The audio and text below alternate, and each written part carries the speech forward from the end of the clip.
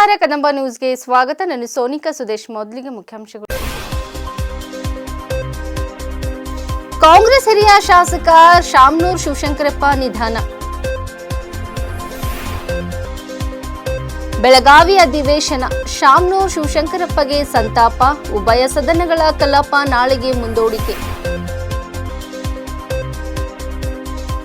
ಅಖಿಲ ಭಾರತ ವೀರಶೈವ ಲಿಂಗಾಯತ್ ಮಹಾಸಭಾ ಅಧ್ಯಕ್ಷರಾಗಿ ಖಂಡ್ರೆ ಅಧಿಕಾರ ಸ್ವೀಕಾರ. 6ನೇ ಅಂತಾರಾಷ್ಟ್ರೀಯ ಬಸವ ತತ್ವ ಸಮ್ಮೇಳನವನ್ನು ಅದ್ದೂರಿಯಾಗಿ ದುಬೈನಲ್ಲಿ ಆಚರಿಸಲಾಯಿತು. ಪೂಜೆ ಚನ್ನಬಸವನಂದ ಸ್ವಾಮೀಜಿ. ಸುದ್ದಿಯ ವಿವರಗಳು. ಕಾಂಗ್ರೆಸ್ನ ಹಿರಿಯ ಶಾಸಕ ಶಾಮನೂರು ಶಿವಶಂಕರಪ್ಪ ನಿಧನರಾಗಿದ್ದಾರೆ. ವಯೋಸಹಜ ಕಾಯಿಲೆಯಿಂದ ಬಳಲುತ್ತಿದ್ದ ಅವರು ಬೆಂಗಳೂರಿನ ಖಾಸಗಿ ಆಸ್ಪತ್ರೆಯಲ್ಲಿ ಚಿಕಿತ್ಸೆ ಪಡೆಯುತ್ತಿದ್ದು ನಿನ್ನೆ ಸಂಜೆ ವಿಧಿವಶರಾಗಿದ್ದಾರೆ. ದಾವಣಗೆರೆ ದಕ್ಷಿಣ ಕ್ಷೇತ್ರದ ಕಾಂಗ್ರೆಸ್ ಶಾಸಕ ಹಾಗೂ ಅಖಿಲ ಭಾರತ ವೀರಶೈವ ಮಹಾಸಭೆಯ ರಾಷ್ಟ್ರೀಯ ಅಧ್ಯಕ್ಷರಾದ 94 ವರ್ಷದ ಶಾಮನೂರು ಶಿವಶಂಕರಪ್ಪ ನಿಧನರಾಗಿದ್ದಾರೆ. ದಶಕಗಳ ಕಾಲ ಸಕ್ರಿಯ ರಾಜಕಾರಣದಲ್ಲಿದ್ದ ಶಾಮನೂರು ಶಿವಶಂಕರಪ್ಪ ಅವರು 6 ಬಾರಿ ಶಾಸಕರಾಗಿ ಹಾಗೂ 1 ಬಾರಿ ಸಂಸದರಾಗಿ ಆಯ್ಕೆಯಾಗಿದ್ದರು. ರಾಜ್ಯದ ವಿವಿಧ ಸರ್ಕಾರಗಳಲ್ಲಿ ಪ್ರಮುಖ ಖಾತೆಗಳನ್ನು ನಿಭಾಯಿಸುವ ಮೂಲಕ ಸಚಿವರಾಗಿಯೂ ಸೇವೆ ಸಲ್ಲಿಸಿದ್ದಾರೆ. ಶಾಮನೂರು ಶಿವಶಂಕರಪ್ಪ ಅವರ ಪುತ್ರ ಎಸ್ ಮಲ್ಲಿಕಾರ್ಜುನ್ ತೋಟಗಾರಿಕೆ ಸಚಿವರಾಗಿದ್ದು, ಅವರ ಸೊಸೆ ಪ್ರಭಾ ಮಲ್ಲಿಕಾರ್ಜುನ್ ಸಂಸದರಾಗಿದ್ದಾರೆ. 1931ರ ಜೂನ್ 16ರಂದು ದಾವಣಗೆರೆಯಲ್ಲಿ ಜನಿಸಿದ್ದ ಶಾಮನೂರು ಶಿವಶಂಕರಪ್ಪ ದಾವಣಗೆರೆ ದಕ್ಷಿಣ ವಿಧಾನಸಭಾ ಕ್ಷೇತ್ರದ ವಿಧಾನಸಭೆಯ ಸದಸ್ಯರಾಗಿದ್ದು, ಅವರು ಭಾರತದಲ್ಲಿ ರಾಜ್ಯ ವಿಧಾನಸಭೆಯ ಅತ್ಯಂತ ಹಿರಿಯ ಸಂಸದರಾಗಿದ್ದರು.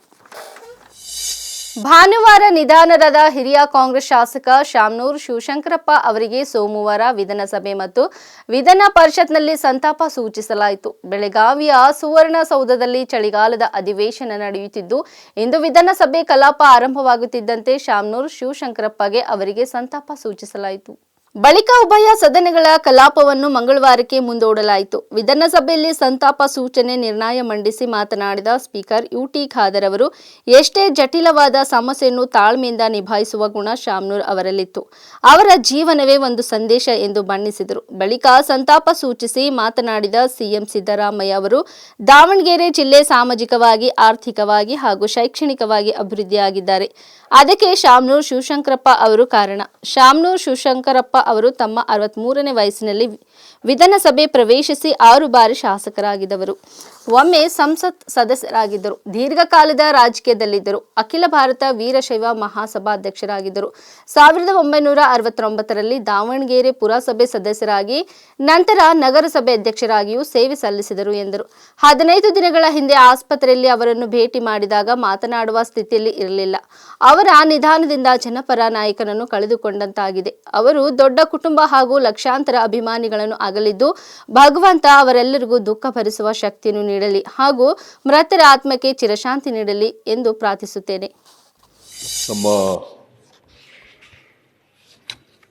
ಈ ಸದನದ ಸದಸ್ಯರಾಗಿದ್ದಂಥ ಹಿರಿಯರಾದಂಥ ಶಾಮನೂರು ಶಿವಶಂಕರಪ್ಪನವರು ನಿನ್ನೆ ನಿಧನರಾಗಿದ್ದಾರೆ.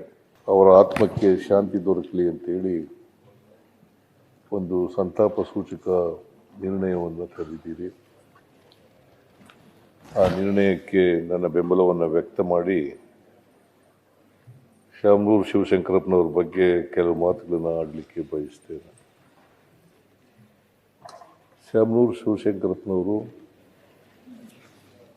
ದೇಶದಲ್ಲಿಯೇ ಒಬ್ಬ ಹಿರಿಯ ಶಾಸಕ. 2023ರಲ್ಲಿ ಆಯ್ಕೆಯಾಗಿ ಇಲ್ಲಿವರೆಗೂ ಕೂಡ ನಮ್ಮ ಜೊತೆಯಲ್ಲಿದ್ದರು. ಜೊತೆಗೆ ನನ್ನ ಜೊತೆ ನನ್ನ ಮಂತ್ರಿಮಂಡಲದಲ್ಲಿ ಮಂತ್ರಿಯಾಗೂ ಕೂಡ ಕೆಲಸ ಮಾಡಿದರು. ಅವರು 2016ರಲ್ಲಿ ನಾನು ಮಂತ್ರಿಮಂಡಲ ರೀಸಫಲ್ ಮಾಡಿದಾಗ ಆಗ ಅವರು ನನ್ನ ಮಗನಿಗೆ ಮಾಡಿ ಅಂತೇಳಿ ಮಲ್ಲಿಕಾರ್ಜುನ ಎಸ್ ಮಲ್ಲಿಕಾರ್ಜುನ ಅವರನ್ನು ಮಂತ್ರಿ ಮಾಡ್ತಕ್ಕಂಥ ಕೆಲಸವನ್ನು ಮಾಡಿದ್ರು. ಎಸ್ ಮಲ್ಲಿಕಾರ್ಜುನ ಅವರು ಈಗ ನನ್ನ ಮಂತ್ರಿಮಂಡಲದಲ್ಲಿ ಸಚಿವರಾಗಿದ್ದಾರೆ. ಅವರ ಕೊನೆಯ ಮಗ ಕೂಡ. ಅವರನ್ನು ಮಂತ್ರಿ ಮಾಡಿ ಅಂತೇಳಿ ಇವರು ರಾಜೀನಾಮೆ ಕೊಟ್ಟರು. ಬಹಳ ದೀರ್ಘಕಾಲ ಅಖಿಲ ಭಾರತ ವೀರಶೈವ ಮಹಾಸಭಾದ ಅಧ್ಯಕ್ಷರಾಗಿದ್ದರು. ಈ ಗಳಿಗೆವರೆಗೂ ಕೂಡ ಆಗಿದ್ದರು. ಅವರು 69ರಲ್ಲಿ ದಾವಣಗೆರೆಯಲ್ಲಿ ಪುರಸಭೆಯ ಸದಸ್ಯರಾಗಿ ಆಮೇಲೆ ಅದರ ಅಧ್ಯಕ್ಷರಾಗಿಯೂ ಕೂಡ ನಗರಸಭೆಯ ಅಧ್ಯಕ್ಷರಾಗಿಯೂ ಕೂಡ ಕೆಲಸ ಮಾಡಿದರು. ತಮ್ಮ 63ನೇ ವಯಸ್ಸಿನಲ್ಲಿ ಶಾಸಕರಾದರು. 1994ರಲ್ಲಿ ಶಾಸಕರಾದರು. 6 ಬಾರಿ ಶಾಸಕರಾಗಿ ಆಯ್ಕೆಯಾಗಿದ್ದರು. 6 ಬಾರಿ. ಒಮ್ಮೆ ಸಂಸತ್ತಿನ ಸದಸ್ಯರಾಗೂ ಕೂಡ ಆಯ್ಕೆಯಾಗಿದ್ದರು. ಅವರು ಬಹಳ ದೀರ್ಘಕಾಲ ರಾಜಕೀಯದಲ್ಲಿದ್ದರು. ಇವತ್ತು ದಾವಣಗೆರೆಗೆ ಅದು ಆರ್ಥಿಕವಾಗಿ, ಸಾಮಾಜಿಕವಾಗಿ, ಶೈಕ್ಷಣಿಕವಾಗಿ ಮುಂದುವರೆದಿದ್ದರೆ ಶಾಮನೂರು ಶಿವಶಂಕರಪ್ಪನವರು ಕಾರಣ ಅಂತಕ್ಕಂಥ ಮಾತುಗಳನ್ನು ಹೇಳಲಿಕ್ಕೆ ಬಯಸ್ತಾ ಇದ್ದಾರೆ. ದಾವಣಗೆರೆಯನ್ನು ವಿದ್ಯಾಕಾಶಿಯಾಗಿ ಮಾಡಿದರು. ಇಂಜಿನಿಯರಿಂಗು ಮತ್ತು ಮೆಡಿಕಲ್ ಕಾಲೇಜುಗಳು, ಇತರ ಸಂಸ್ಥೆಗಳನ್ನು ತೆಗೆದು ಬಹಳ ದೀರ್ಘಕಾಲ ಬಾಪೂಜಿ ವಿದ್ಯಾಸಂಸ್ಥೆಯನ್ನು ಪ್ರಾರಂಭ ಮಾಡಿದವರೇ ಇವರು. ಒಬ್ಬ ವ್ಯಾಪಾರಗಾರರಾಗಿ ಪ್ರಾರಂಭ ಮಾಡಿ ಅವರು ಸಾಮಾಜಿಕ, ಆರ್ಥಿಕ, ಶೈಕ್ಷಣಿಕ, ಸಾಮಾಜಿಕ ಕ್ಷೇತ್ರಗಳಲ್ಲಿ ತಮ್ಮದೇ ಆದಂಥ ಛಾಪನ್ನು ಮೂಡಿಸಿದ್ದಾರೆ. ಇವರು ಅಲ್ಲಿ ದಾವಣಗೆರೆ ಇವತ್ತೇನಾದರೂ ಅದಕ್ಕೆ ಹೆಸರುವಾಸಿಯಾಗಿದ್ದರೆ, ಇಡೀ ಕರ್ನಾಟಕದಲ್ಲಿ ಹೆಸರುವಾಸಿಯಾಗಿದ್ದರೆ ಶಾಮನೂರು ಶಿವಶಂಕರಪ್ಪನವರು ಮಾಡಿದಂಥ ಕೆಲಸದಿಂದ ಆಗಿದೆ ಅಂತಕ್ಕಂಥ ಮಾತುಗಳನ್ನು ಹೇಳಲಿಕ್ಕೆ ಬಯಸ್ತಾ ಇದ್ದಾರೆ. ಇವರು ಜವಳಿ ಭಾಳ ಉತ್ಕೃಷ್ಟವಾಗಿತ್ತು ದಾವಣಗೆರೆಯಲ್ಲಿ. ಅದರ ಅವನತಿ ಪ್ರಾರಂಭ ಆಯಿತು. ಆಗ ಶಾಮನೂರು ಶಿವಶಂಕರಪ್ಪನವರು ದಾವಣಗೆರೆಗೆ ಒಂದು ಬ್ರ್ಯಾಂಡ್ ನೇಮನ್ನು ತಂದುಕೊಡ್ತಕ್ಕಂಥ ಕೆಲಸವನ್ನು ಮಾಡಿದ್ರು. ದೇಶದ ಅತಿ ಹಿರಿಯ ಶಾಸಕ, ಅಖಿಲ ಭಾರತ ವೀರಶೈವ ಲಿಂಗಾಯತ್ನ ಮಹಾಸಭಾದ ಅಧ್ಯಕ್ಷ ಶಾಮನೂರು ಶಿವಶಂಕರಪ್ಪ ವಯೋಸಹಜ ಅನಾರೋಗ್ಯದಿಂದ ಭಾನುವಾರ ನಿಧನರಾದರು. ಇವರಿಗೆ 95 ವರ್ಷ ವಯಸ್ಸಾಗಿತ್ತು. ಶಾಮನೂರು ಶಿವಶಂಕರಪ್ಪ ಅವರ ನಿಧನವು ವೀರಶೈವ ಲಿಂಗಾಯತ್ ಸಮುದಾಯಕ್ಕೆ ವೈಯಕ್ತಿಕ ನಷ್ಟವನ್ನುಂಟು ಮಾಡುವುದಲ್ಲದೆ ಕರ್ನಾಟಕದ ಅತ್ಯಂತ ಪ್ರಭಾವಶಾಲಿ ಸಾಮಾಜಿಕ, ರಾಜಕೀಯ ಸಂಘಟನೆಗಳಲ್ಲಿ ಒಂದಾದ ಲಿಂಗಾಯತ್ ಸಮುದಾಯದ ನಿರ್ಣಾಯಕ ಅಧ್ಯಾಯ ಅಂತ್ಯಗೊಂಡಿದೆ. ಶಿವಶಂಕರಪ್ಪ ಅವರ ನಿಧನದೊಂದಿಗೆ ಅಖಿಲ ಭಾರತ ವೀರಶೈವ ಲಿಂಗಾಯತ್ ಮಹಾಸಭಾವು ತ್ವರಿತ ನಾಯಕತ್ವ ಪರಿವರ್ತನೆಗೆ ಒಳಗಾಗಿದೆ. ಹಿರಿಯ ಕಾಂಗ್ರೆಸ್ ನಾಯಕ ಮತ್ತು ಅರಣ್ಯ ಸಚಿವ ಈಶ್ವರ್ ಖಂಡ್ರೆ ಹೊಸ ರಾಷ್ಟ್ರೀಯ ಅಧ್ಯಕ್ಷರಾಗಿ ಅಧಿಕಾರ ವಹಿಸಿಕೊಂಡಿದ್ದಾರೆ. ಈ ಹಿಂದೆ ಮಹಾಸಭಾದ ಪ್ರಧಾನ ಕಾರ್ಯದರ್ಶಿ ಮತ್ತು ಹಿರಿಯ ಉಪಾಧ್ಯಕ್ಷರಾಗಿ ಸೇವೆ ಸಲ್ಲಿಸಿದ ಅವರು ಸಂಘಟನೆಯ ಸೈದ್ಧಾಂತಿಕ ಚೌಕಟ್ಟಿನಲ್ಲಿ ವಿಶೇಷವಾಗಿ ಸಮುದಾಯದ ಏಕತೆಯನ್ನು ರೂಪಿಸುವಲ್ಲಿ ಮತ್ತು ವೀರಶೈವರಿಗೆ ಪ್ರತ್ಯೇಕ ಧಾರ್ಮಿಕ ಮಾನ್ಯತೆಗಾಗಿ ದೀರ್ಘಕಾಲದ ಹೋರಾಟ ನಡೆಸಿದ ನಾಯಕರಾಗಿದ್ದಾರೆ. 6ನೇ ಅಂತಾರಾಷ್ಟ್ರೀಯ ಬಸವ ತತ್ವ ಸಮ್ಮೇಳನವನ್ನು ಅದ್ದೂರಿಯಾಗಿ ದುಬೈನಲ್ಲಿ ಆಚರಿಸಲಾಯಿತು ಎಂದು ಬೆಂಗಳೂರಿನ ಬಸವ ಗಂಗೋತ್ರಿಯ ಚನ್ನಬಸವೇಶ್ವರ ಜ್ಞಾನಪೀಠದ ಪೀಠಾಧ್ಯಕ್ಷರಾದ ಪೂಜ್ಯ ಶ್ರೀ ಜಗದ್ಗುರು ಡಾಕ್ಟರ್ ಚನ್ನಬಸವಾನಂದ ಸ್ವಾಮೀಜಿ ತಿಳಿಸಿದರು. ರಾಷ್ಟ್ರೀಯ ಬಸವ ದಳ ಕೇಂದ್ರ ಸಮಿತಿ, ಗುರುಬಸವ ಫೌಂಡೇಶನ್ ಹೈದರಾಬಾದ್ ಹಾಗೂ ಚನ್ನಬಸವೇಶ್ವರ ಸಾಹಿತ್ಯಿಕ, ಸಾಮಾಜಿಕ ಮತ್ತು ಸಾಂಸ್ಕೃತಿಕ ಟ್ರಸ್ಟ್ ವತಿಯಿಂದ ದುಬೈನ ಆಲ್ ರಿಂಗ್ ನಗರದ ರೆಸ್ವಾಲ್ ಹೋಟೆಲ್ ಸಭಾಂಗಣದಲ್ಲಿ ಆಯೋಜಿಸಿದ್ದ 6ನೇ ಬಸವ ತತ್ವ ಸಮ್ಮೇಳನದ ದಿವ್ಯ ಸಾನ್ನಿಧ್ಯ ವಹಿಸಿ ಮಾತನಾಡಿದರು. ಮುಂದಿನ 7ನೇ ಅಂತಾರಾಷ್ಟ್ರೀಯ ಬಸವ ತತ್ವ ಸಮ್ಮೇಳನ ಸಿಂಗಪೂರ್ನಲ್ಲಿ ನಡೆಸಲು ನಿರ್ಧರಿಸಲಾಗಿದೆ ಎಂದು ಹೇಳಿದರು. ಬುದ್ಧ, ಮಹಾವೀರ, ಏಸು ಕ್ರಿಸ್ತ ಮತ್ತು ಗುರುನಾನಕರ ಸಮಾನತೆಯ ಸಂದೇಶಗಳು ವಿಶ್ವ ಮಟ್ಟದಲ್ಲಿ ಬೆಳೆದಿವೆ. ಆದರೆ ವಿಶ್ವಗುರು ಬಸವಣ್ಣನವರ ವಚನ ಸಂದೇಶಗಳು ಭಾರತಕ್ಕೆ ಮಾತ್ರ ಸೀಮಿತಗೊಂಡಿವೆ. ಶಾಲಾ ಕಾಲೇಜು ಸ್ಥಾಪಿಸಿ ಹಣ ಸಂಪಾದನೆ ಮಾಡುವುದು ಸುಲಭ, ಆದರೆ ವಿಶ್ವ ಮಟ್ಟದಲ್ಲಿ ಬಸವ ತತ್ವದ ಪ್ರಚಾರ ಪ್ರಸಾರ ಮಾಡುವುದು ಕಠಿಣ. ಈ ಕಾರಣಕ್ಕಾಗಿ ಬಸವ ಸಂದೇಶಗಳನ್ನು ವಿಶ್ವ ಮಟ್ಟದಲ್ಲಿ ಪರಿಚಯಿಸುವ ಘನ ಉದ್ದೇಶ ನಮ್ಮದಾಗಿದೆ. ನೇಪಾಳ, ಭೂತಾನ್, ಶ್ರೀಲಂಕಾ, ದಕ್ಷಿಣ ಆಫ್ರಿಕಾ ಮತ್ತು ಮಾರಿಷಸ್ನಲ್ಲಿ ಬಸವ ಸಮ್ಮೇಳನ ಮಾಡಲಾಗಿದೆ. ದುಬೈ ಸಮ್ಮೇಳನ ಯಶಸ್ವಿಯಾಗಿ ಜರುಗಿದೆ. ಇಲ್ಲಿರುವ ಕನ್ನಡಿಗರು ಕೂಡ ಪಾಲ್ಗೊಂಡಿರುವುದು ಸಂತಸ ತಂದಿದೆ ಎಂದು ಪೂಜ್ಯ ಸ್ವಾಮೀಜಿ ತಿಳಿಸಿದರು. ದುಬೈ ಕನ್ನಡಿಗರು ಹಾಗೂ ಅಭಿಯಂತರರಾದ ಅಭಿಷೇಕ್ ಹರ್ಕಂಗಿ ಧಾರವಾಡ, ಶಿವಾನಂದ ಹೆಗಡೆ ಹುಬ್ಬಳ್ಳಿ, ಮಹಾಂತಯ್ಯ ಗಣಚಾರಿ, ಬಾಬುರಾವ್ ಸೊಂತ ಉಪಸ್ಥಿತರಿದ್ದರು. ಇದೇ ವೇಳೆ ಲಿಂಗ ಧರ್ಮ ಸಾರಕೃತಿ ಲೋಕಾರ್ಪಣೆ ಮಾಡಲಾಯಿತು. ಸಮ್ಮೇಳನದಲ್ಲಿ ಭಾಗವಹಿಸಿದ ಶರಣರಿಗೆ ಪ್ರಮಾಣ ಪತ್ರ ನೀಡಿ ಸನ್ಮಾನಿಸಿ ಗೌರವಿಸಲಾಯಿತು. ಡಾಕ್ಟರ್ ವೈಜನಾಥ್ ಭುಟ್ಟೆ ಧ್ವಜಾರೋಹಣ ನೆರವೇರಿಸಿದರು. ಶ್ರೀದೇವಿ ಪಾಟೀಲ್, ಗಿರಿಜಮ್ಮ ಧಾರವಾಡ ಮತ್ತಿತರರು ಬಸವ ಪೂಜೆ ನೆರವೇರಿಸಿದರು.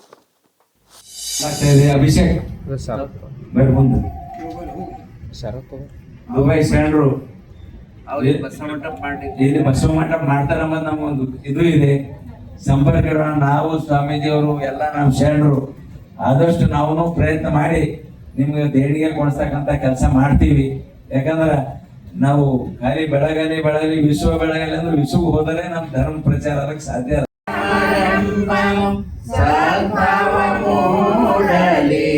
ಬಲ್ಲಿದ ಬಡವ ಭೇದ ಭಾವ ತೊಲಗಲಿ ಚುಲ್ಲಕ ಬೋಧಿಯ ಕತ್ತಲೆಯು ಹರಿಯಲಿ ಬೆಳಗಲಿ ಬೆಳಗಲಿ ಬಸವ ಜ್ಯೋತಿ ಬೆಳಗಲಿ ಬೆಳೆಸಲಿ ಬೆಳೆಸಲಿ ವಿಶ್ವ ಪ್ರೇಮ ಬೆಳೆಸಲಿ ವಿಶ್ವ ಪ್ರೇಮ ಬೆಳೆಸಲಿ ವಿಶ್ವ ಪ್ರೇಮ ಬೆಳೆಸಲಿ.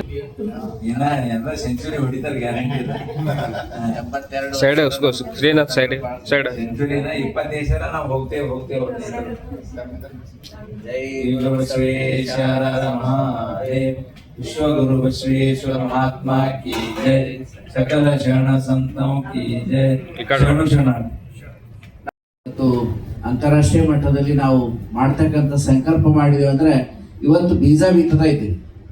ಈಗ ಅವೆಲ್ಲ ಗುರುದ್ವಾರ ಈ ಸ್ವಾಮಿನಾರಾಯಣ ಟೆಂಪಲ್ ಏನು ಬೆಳೆದವಲ್ಲ ಅವು ಈಗ ಬೆಳೆ ಬಂದು ಫಲ ಕೊಡ್ತಾ ಇದಾವೆ. ಈಗ ಅವಾಗ ಬಿತ್ತಾರೆ ಯಾರೋ. ಈಗ ನಾವೆಲ್ಲ ಏನು ಮಾಡ್ತಾ ಇದೀವಿ ಅಂದ್ರೆ ಬಿತ್ತಲಿಕ್ಕೆ ಬಂದಿದೆ. ಈ ಭೂಮಿಯಲ್ಲಿ ಬಿದ್ದ ಬೀಜ ಬಿತ್ತಂದ್ರೆ ಅದು ಕೆಟ್ಟಿತನ ಬೇಡ ಅಂತ ಹೇಳ್ತಾರೆ ಚನ್ನಬಸವಣ್ಣ. ಮುಂದಳ ಫಲದೊಳಗೆ ಅರಸಿಕೋ. ನಾವು ನೋಡಿಗೆ ಇರ್ಲಿಕ್ಕಿಲ್ಲ. ಮುಂದೊಂದು ದಿನ ನಿಮ್ಮ ಮೊಮ್ಮಕ್ಕಳು ಮಕ್ಕಳು ದುಬೈದಾಗ ಅನುಭವ ಮಂಟಪ ನೋಡ್ಬೋದು. ಲಿಂಗಾಯ ನಮಃ. ಶರಣ ಬಂಧುಗಳೇ, ತಮ್ಮೆಲ್ಲರಿಗೂ ಶರಣಾರ್ಥಿ.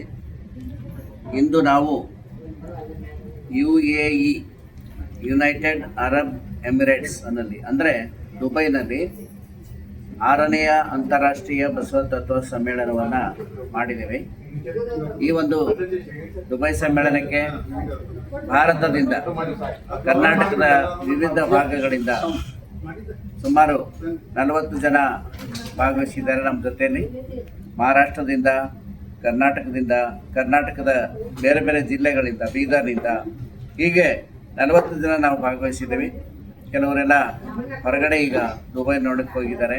ಇಲ್ಲಿ ಸ್ಥಳೀಯರು ಕೂಡ ನಮ್ಮ ಜೊತೆಯಲ್ಲಿ ಇರ್ತಕ್ಕಂಥ ಎಲ್ಲ ಶರಣರು ಇಲ್ಲೇ ದುಬೈನಲ್ಲೇ ಇರ್ತಕ್ಕಂತಹ ಬಸವ ಭಕ್ತರಿದ್ದಾರೆ. ಇದು 6ನೇ ಅಂತಾರಾಷ್ಟ್ರೀಯ ಬಸವ ತತ್ವ ಸಮ್ಮೇಳನ. ಮೊದಲನೇ ಅಂತಾರಾಷ್ಟ್ರೀಯ ಬಸವ ತತ್ವ ಸಮ್ಮೇಳನವನ್ನು ನಾವು ಗುರು ಬಸವ ಫೌಂಡೇಶನ್, ರಾಷ್ಟ್ರೀಯ ಬಸವದಳ ಸೆಂಟ್ರಲ್ ಕಮಿಟಿ ಮತ್ತು ಚನ್ನಬಸವೇಶ್ವರ ಸಾಹಿತ್ಯಿಕ, ಸಾಂಸ್ಕೃತಿಕ ಮತ್ತು ಸಾಮಾಜಿಕ ಸಂಘಟನೆ ವತಿಯಿಂದ, ಟ್ರಸ್ಟ್ ವತಿಯಿಂದ ಮಾಡಿದ್ದೇವೆ. ಮೊದಲನೇ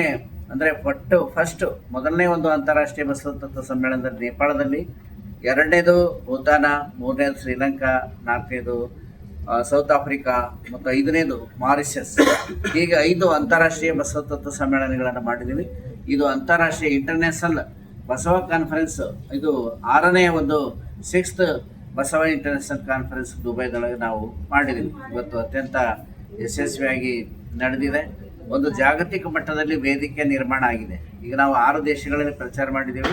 ನಮ್ಮ ಉದ್ದೇಶ ಗುರು ಬಸವಣ್ಣವ್ರು ಕೊಟ್ಟಂಥ ತತ್ವಗಳನ್ನು ಜಗತ್ತಿಗೆ ಮುಟ್ಟಿಸ್ಬೇಕು, ತಲುಪಿಸ್ಬೇಕು ಅನ್ನುವಂಥದ್ದಾಗಿದೆ ವಿನಃ ನಾವು ಸುಮ್ಮನೆ ಟೈಮ್ ಪಾಸ್ ಮಾಡೋಕ್ಕಲ್ಲ, ಅಥವಾ ಊರು ನೋಡಲಿಕ್ಕೆ, ದೇಶ ನೋಡಕ್ಕೆ ಹೋಗ್ತಾರಲ್ಲ, ಆ ರೀತಿ ಅಲ್ಲ.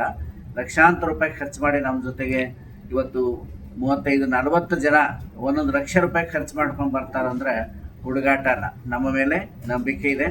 ಅಂತಾರಾಷ್ಟ್ರೀಯ ಮಟ್ಟದಲ್ಲಿ ಬಸವ ತತ್ವ ಪ್ರಚಾರ ಮಾಡಬೇಕು, ನಮ್ಮ ಕೈಲಿ ಆದಷ್ಟು ಅನ್ನುವಂಥ ಕಳಕಳಿಯಿಂದ ಭಕ್ತರು ನಮ್ಮ ಜೊತೆಗೆ ಬರ್ತಾ ಇದ್ದಾರೆ. ಇದನ್ನು ಮಾಡಬೇಕಂತ ಸಂಕಲ್ಪ ನಾವು ಮಾಡಿದ್ದೀವಿ. ಪರಮ ಪೂಜ್ಯ ಲಿಂಗಾನಂದ ಮಹಾಸ್ವಾಮೀಜಿಯವರು, ಪರಮ ಪೂಜ್ಯ ಡಾಕ್ಟರ್ ಮಾತೆ ಮಹಾದೇವಿ ತಾಯಿಯವರ ಒಂದು ಸಂಕಲ್ಪ, ಜಾಗತಿಕ ಮಟ್ಟದಲ್ಲಿ ಬಸವ ಧರ್ಮ ಬೆಳಿಬೇಕು, ಲಿಂಗಾಯತ ಧರ್ಮ ಬೆಳಿಬೇಕು, ಬಸವ ತತ್ವ ಎಲ್ಲ ಕಡೆ ಪ್ರಚಾರ ಆಗಬೇಕು ಅನ್ನೋಂಥ ಉದ್ದೇಶ ಇತ್ತು. ಆ ಕಾರಣಕ್ಕಾಗಿ ಪೂಜ್ಯ ಮಾತಾಜಿಯವರ ಆಶೀರ್ವಾದದಿಂದ ನಾವು ಈ ಕಾರ್ಯವನ್ನು ಮಾಡ್ತಾ ಇದ್ದೀವಿ. ನಮ್ಮ ಜೊತೆಗೆ ಬಂದಿರತಕ್ಕಂಥ ಎಲ್ಲ ಇಂಡಿಯಾದಿಂದ ಬಂದಿರತಕ್ಕಂಥ ಎಲ್ಲ ಶರಣೆಯರಿಗೂ ಮತ್ತು ಇಲ್ಲಿ ಸ್ಥಳೀಯವಾಗಿ ನಮಗೆ ಸಹಕರಿಸಿರ್ತಕ್ಕಂಥ ಕಾರ್ಯಕ್ರಮದಲ್ಲಿ ಭಾಗವಹಿಸಿರ್ತಕ್ಕಂತಹ ದುಬೈನಲ್ಲಿರುವಂತಹ ಬಸವ ಭಕ್ತರಿಗೂ ಎಲ್ಲ ಶರಣರಿಗೂ ನಾವು ಶುಭವನ್ನು ಹಾರೈಸ್ತೇವೆ. ಧಾರ್ಮಿಕ ಕಾರ್ಯಕ್ರಮವೊಂದರ ನಿಮಿತ್ತ ಆಸ್ಟ್ರೇಲಿಯಾದ ಸಿಡ್ನಿಯ ಬೋಂಡಿ ಕಡಲ ತೀರದಲ್ಲಿ ಜಮಾವಣೆಯಾಗಿದ್ದ ಸುಮಾರು 2,000 ಯಹೂದಿಗಳ ಮೇಲೆ ಇಬ್ಬರು ಗುಂಡಿನ ದಾಳಿ ನಡೆಸಿದ್ದು ಪರಿಣಾಮ 16 ಮಂದಿ ಸಾವನ್ನಪ್ಪಿದ್ದಾರೆ. ದಾಳಿ ಬೆನ್ನಲ್ಲೇ ಪೊಲೀಸರು ಪ್ರತಿದಾಳಿ ನಡೆಸಿ ಓರ್ವ ಬಂದೂಕುಧಾರಿಯನ್ನು ಹತ್ಯೆ ಮಾಡಿದ್ದಾರೆ. ಮತ್ತೊಬ್ಬನನ್ನು ಬಂಧಿಸಲಾಗಿದ್ದು ಆತನ ಸ್ಥಿತಿ ಗಂಭೀರವಾಗಿದೆ ಎಂದು ತಿಳಿದು ಬಂದಿದೆ. ಗಾಯಗೊಂಡಿರುವ ಆರೋಪಿ ಸಿಡ್ನಿಯಲ್ಲಿ ಡ್ರೈವರ್ ಆಗಿದ್ದ ನವೀದ್ ಅಕ್ರಮ್ 24 ಎಂದು ಗುರುತಿಸಲಾಗಿದೆ. ಈತ ಪಾಕಿಸ್ತಾನ ಮೂಲದವನು ಎಂದು ಪತ್ರಿಕೆಯೊಂದು ವರದಿ ಮಾಡಿದೆ. ಮೃತ ವ್ಯಕ್ತಿ ಹಾಗೂ ಗಾಯಗೊಂಡಿರುವ ವ್ಯಕ್ತಿ ತಂದೆ ಹಾಗೂ ಮಗನಾಗಿದ್ದಾನೆಂದು ಅಧಿಕಾರಿಗಳು ಮಾಹಿತಿ ನೀಡಿದ್ದಾರೆ. ನ್ಯೂ ಸೌತ್ ವೇಲ್ಸ್ ಪೊಲೀಸ್ ಆಯುಕ್ತ ಮಾಲ್ ಲ್ಯಾನನ್ ಅವರು ಮಾತನಾಡಿ, ಒಬ್ಬ ಗುಂಡು ಹಾರಿಸಿದ ವ್ಯಕ್ತಿ ಭದ್ರತಾ ಸಂಸ್ಥೆಗೆ ತಿಳಿದಿರುವ ವ್ಯಕ್ತಿಯಾಗಿದ್ದು ಇದು ಆಯೋಜಿತ ದಾಳಿ ಎಂಬುದಕ್ಕೆ ಯಾವುದೇ ಸುಳಿವುಗಳು ಸಿಗುತ್ತಿಲ್ಲ ಎಂದು ಹೇಳಿದ್ದಾರೆ. ಘಟನೆಯಲ್ಲಿ ಗಾಯಗೊಂಡಿರುವ 42 ಮಂದಿಗೆ ಆಸ್ಪತ್ರೆಯಲ್ಲಿ ಚಿಕಿತ್ಸೆ ಕೊಡಿಸಲಾಗುತ್ತಿದ್ದು ಹಲವರ ಸ್ಥಿತಿ ಗಂಭೀರವಾಗಿದೆ ಎಂದು ತಿಳಿಸಿದ್ದಾರೆ. ಇನ್ನು ಘಟನೆಯನ್ನು ಆಸ್ಟ್ರೇಲಿಯಾ ಪ್ರಧಾನಿ ಆಂಟನಿ ಅಲ್ಬಾನಿಸ್, ಇಸ್ರಾಯೇಲ್ ಪ್ರಧಾನಿ, ಭಾರತದ ಪ್ರಧಾನಿ ಖಂಡಿಸಿದ್ದಾರೆ.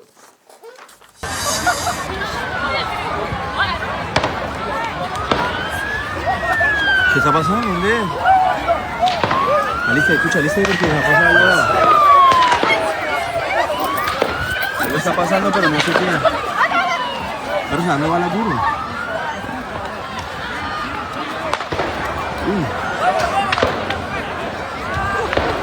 Perro, ¿qué pasó? Sí, vámonos ya.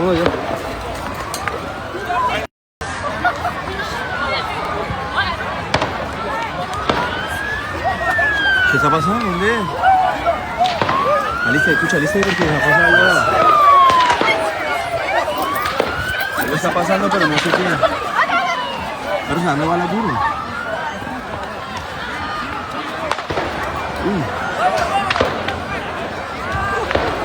Perro, ¿qué pasó? Sí, vámonos ya. ಚಳಿ ಹೆಚ್ಚಾದ ಹಿನ್ನೆಲೆಯಲ್ಲಿ ಉತ್ತರ ಕರ್ನಾಟಕದ 9 ಜಿಲ್ಲೆಗೆ ಹವಾಮಾನ ಇಲಾಖೆ ಆರೆಂಜ್ ಅಲರ್ಟ್ ಘೋಷಣೆ ಮಾಡಿದೆ. ಕಲ್ಯಾಣ ಕರ್ನಾಟಕದ ಕಲಬುರಗಿ, ಬೀದರ್, ವಿಜಯಪುರ, ಬೆಳಗಾವಿ, ಬಾಗಲಕೋಟೆ, ಹಾವೇರಿ, ಯಾದಗಿರಿ, ಧಾರವಾಡ, ಕೊಪ್ಪಳ ಜಿಲ್ಲೆಗಳಲ್ಲಿ ಮುಂದಿನ 2 ದಿನಗಳ ಕಾಲ ಶೀತಗಾಳಿ ಬೀಸಲಿದೆ. ಜನರು ಆದಷ್ಟು ಎಚ್ಚರಿಕೆಯಿಂದ ಇರುವಂತೆ ಸೂಚನೆ ನೀಡಲಾಗಿದೆ. ಈ 9 ಜಿಲ್ಲೆಗಳಲ್ಲಿ ತಾಪಮಾನ ದಿಢೀರ್ ಕುಸಿತ ಕಂಡಿದೆ. ಇನ್ನು ತಾಪಮಾನ ಕುಸಿಯುವ ಸಾಧ್ಯತೆ ಇದೆ. ವಿಜಯಪುರ ಹಾಗೂ ಯಾದಗಿರಿ ಜಿಲ್ಲೆಗಳಲ್ಲಿ ಅತಿ ಕಡಿಮೆ ತಾಪಮಾನ ದಾಖಲಾಗಿದೆ. ವಿಜಯಪುರ ಜಿಲ್ಲೆಯಲ್ಲಿ ಕನಿಷ್ಠ ತಾಪಮಾನ 7 ಡಿಗ್ರಿ ಸೆಲ್ಸಿಯಸ್ ದಾಖಲಾಗಿದ್ದು ಜನಜೀವನ ತತ್ತರಗೊಂಡಿದೆ. ಕಳೆದ 10 ವರ್ಷಗಳಲ್ಲಿ 2ನೇ ಬಾರಿಗೆ ತಾಪಮಾನ ಕನಿಷ್ಠ ಮಟ್ಟ ತಲುಪಿದೆ. 2023ರಲ್ಲಿ ವಿಜಯಪುರದಲ್ಲಿ 6.5 ಡಿಗ್ರಿ ಸೆಲ್ಸಿಯಸ್ ತಾಪಮಾನ ದಾಖಲಾಗಿತ್ತು. 2 ದಿನಗಳ ಕಾಲ ಶೀತಗಾಳಿ ಬೀಸಲಿದ್ದು ವಿಜಯಪುರದಲ್ಲಿ ತಾಪಮಾನ 6 ಡಿಗ್ರಿ ಸೆಲ್ಸಿಯಸ್ಗೆ ಕುಸಿಯುವ ಸಾಧ್ಯತೆ ಇದೆ. ಹವಾಮಾನ ಇಲಾಖೆ ಮಾಹಿತಿ ನೀಡಿದೆ. ಇಲ್ಲಿವರೆಗೆ ಸುದ್ದಿ ಕೊಟ್ಟಿದ್ದು ನಾನು ಸೋನಿಕಾ ಸುದೇಶ್. ಮುಂದಿನ ಸುದ್ದಿಯೊಂದಿಗೆ ಮತ್ತೆ ಭೇಟಿಯಾಗೋಣ. ವಂದನೆಗಳು.